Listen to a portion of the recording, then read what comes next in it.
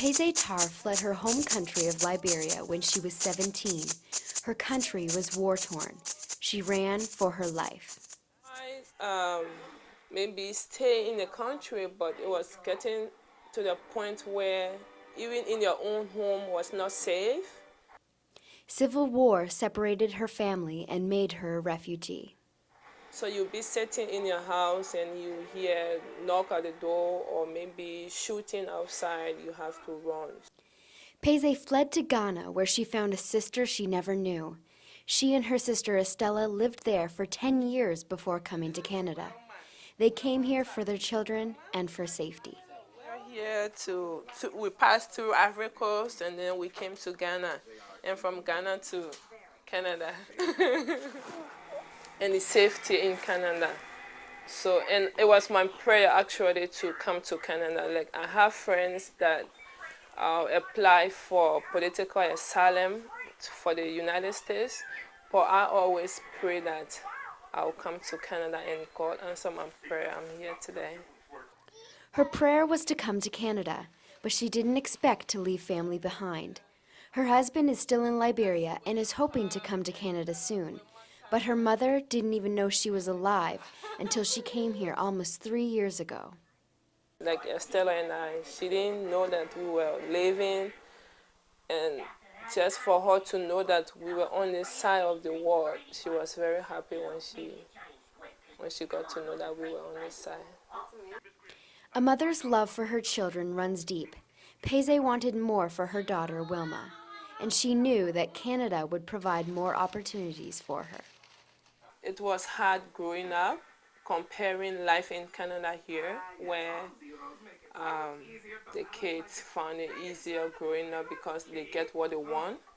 But for us, we had to struggle. So it was.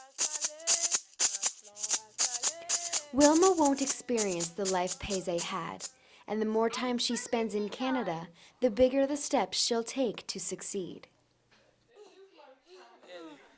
I'm not a perfect mother, but I try my best because I want the best for them. Because when I was growing up as a child, I did not have the opportunities they have now.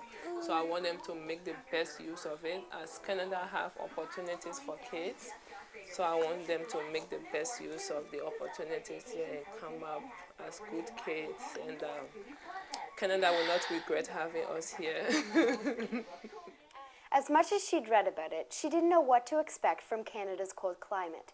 Even having a guest over for a drink was different, and she said it must be because of the weather. So the first thing we gave you is a glass of water. You drink that and cool your chest before we can start any conversation. For here, they give you coffee and tea. Peze said she likes the differences in Canada, but sometimes she misses her home. Like, everybody is in closed doors, but back home, like, everyone is outside. Even some people cook outside. We do our laundries outside. So, like, more people interact if you're in a neighborhood. Here, you have to call your friend and see if they are available before you can drop by. But, like, back home, you can drop by anytime. They will always be home.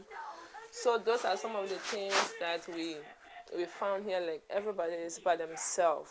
Everybody's too busy to make time for friends and things like that. But for her, the church that brought them to Canada became their family. Forest Hills Baptist Church in St. John pushed for 5 years to have them come. Kathy Richardson, a member of the Newcomer Family Committee, said she couldn't wait for them to arrive. The wait is so long that sometimes it can be very discouraging, but I mean, I just love being a Canadian, and to be able to share our country with somebody else, I think is just wonderful. Certainly got lots of room for them. I visited another refugee family, and as we left, we were having a little prayer, and we just said, is there anything you'd especially like us to pray about? And this lady said, just pray that Canada will always be peaceful. I don't think I've ever prayed that Canada would be peaceful. We just take it for granted.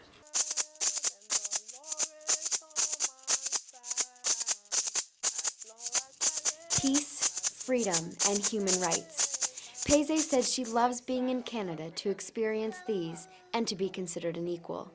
North American ideas, especially about women's rights, are all over the media.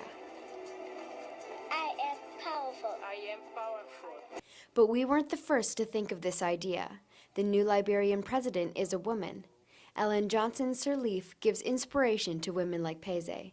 She hopes one day to return to her own country and give back. I want to have a career that one day if I go back home, I will be an asset to my country.